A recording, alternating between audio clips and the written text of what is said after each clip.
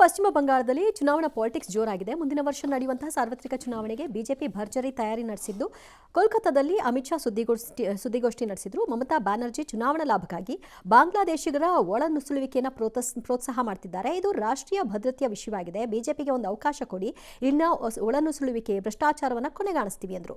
ಅಮಿತ್ ಶಾ ಆರೋಪಗಳಿಗೆ don't care ಎಂದಿರುವ ಮಮತಾ ಬ್ಯಾನರ್ಜಿ, ಅಮಿತ್ ಶಾ ಮೋದಿ ದುಶ್ಯಾಸನ ದುರ್ಯೋಧನರಂತೆ ಚುನಾವಣೆ ಬಂದಾಗ ಮಾತ್ರ ಇಬ್ರು ಕಾಣಿಸ್ಕೊಳ್ತಾರೆ ಅಂತ ಟೀಕೆ ಮಾಡಿದ್ರು. ಎಐ ಸಹಾಯದಿಂದ SIR ಮಾಡಿದ್ದಾರೆ. ಒಬ್ಬ ಕಾನೂನುಬದ್ಧ ಮತದಾರನೇನಾದ್ರೂ ಹೊರಗೆ ಹಾಕಿದ್ರು ಕೂಡ ನಾವು ಚುನಾವಣಾ ಆಯೋಗದ ಮುಂದೆ ಮುತ್ತಿಗೆ ಹಾಕ್ತೀವಿ. ಬುರ್ಡೆ ಮೇಡಮ್ ಸುಮ್ಮನೆ ಬುರ್ಡೆ ಬಿಡ್ತಾ ಕೂತ್ಕೊಂಡ್ರಪ್ಪ, ಸುಮ್ಮನೆ ನಾವು ನೋಡಿದೀವಿ ಏನ್ ಮಾಡ್ಕೊಂಡ್ಬಿಡ್ತಾರಂತೆ ಮೇಡಮ್.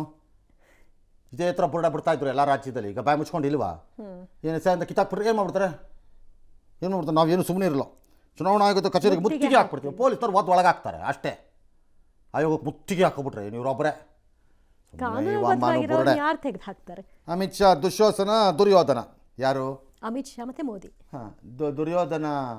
ಈ ಒಮ್ಮಂಗೆ ಏನಾದ್ರು ಗೊತ್ತಿದ್ರೆ ಇಂಡಿಯನ್ ಹಿಸ್ಟ್ರಿ, ಬರೀ ರಸ್ತೆಯಲ್ಲಿ ನಿಂತ್ಕೊಂಡು ಚಪ್ಪಲಿ ಹಾಕೊಂಡು ಮೇಲೆ ಕೆಳಗೆ ಓಡಾಡೋದು ಒಂದೇ ಇವ್ರು ಗೊತ್ತಿರೋದು ಮೇಡಮ್ಗೆ. ಅಷ್ಟೇ ಸಿಂಪ್ಲಿಸಿಟಿ ಲೈಫಲ್ಲಿ, ಮಿಕ್ಕಿದೆಲ್ಲ ಕಾಂಪ್ಲಿಕೇಟೆಡ್.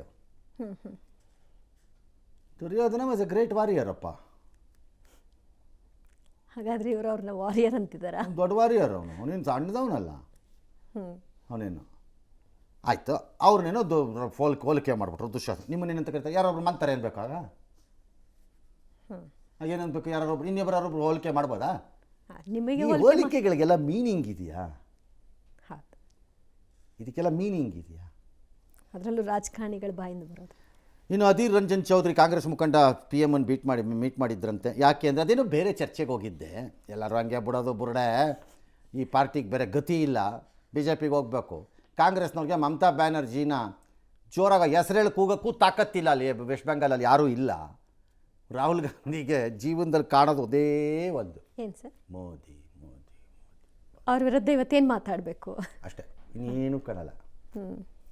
ಮುಂದೆ ಏನು ಅನ್ನೋದ್ರ ಬಗ್ಗೆ ಯೋಚನೆ ಇಲ್ಲ. ಎಸ್, ಜೀನಿ ಸ್ಲಿಮ್ ತಗೊಳಕ್ಕೆ ಸ್ಟಾರ್ಟ್ ಮಾಡಿದ್ನು, ಅವಾಗ ಮಂತ್ಲಿ ಪೀರಿಯಡ್ಸ್ ಆಗ್ತಾ ಇದ್ದೀನಿ. PCOD ಪ್ರಾಬ್ಲಮ್ ನಾರ್ಮಲ್ ಆಗಿದೆ, ಥೈರಾಯ್ಡ್ ನಾರ್ಮಲ್ ಆಗಿದೆ. ಪೀರಿಯಡ್ಸ್ ಎಲ್ಲ 6 ಮಂತ್ ಆದ್ರೂ ಆಗ್ತಾ ಇದ್ದಿಲ್ಲ, ಇವಾಗ ರೆಗ್ಯುಲರ್ ಪೀರಿಯಡ್ಸ್ ಆಗ್ತಾ ಇದೆ. ಜೀನಿ ಸ್ಲಿಮ್ ನ ಯೂಸ್ ಮಾಡಿ 8 ತಿಂಗಳಲ್ಲಿ 55 kg ಸಣ್ಣ ಆಗಿದ್ದಾರೆ. ಜೀನಿ ಸ್ಲಿಮ್ ತಗೊಳ್ಳಿ, ಬೇಗ ಸಣ್ಣ ಆಗ್ತೀರಾ, ಫ್ಯಾಟ್ ಲಾಸ್ ಆಗ್ತದೆ. ಜೀನಿ ಸ್ಲಿಮ್ ನ ಯೂಸ್ ಮಾಡಿ 100% ಯಾವುದೇ ಸೈಡ್ ಎಫೆಕ್ಟ್ ಇಲ್ದಂಗೆ ಸಣ್ಣ ಆಗ್ತೀರಾ.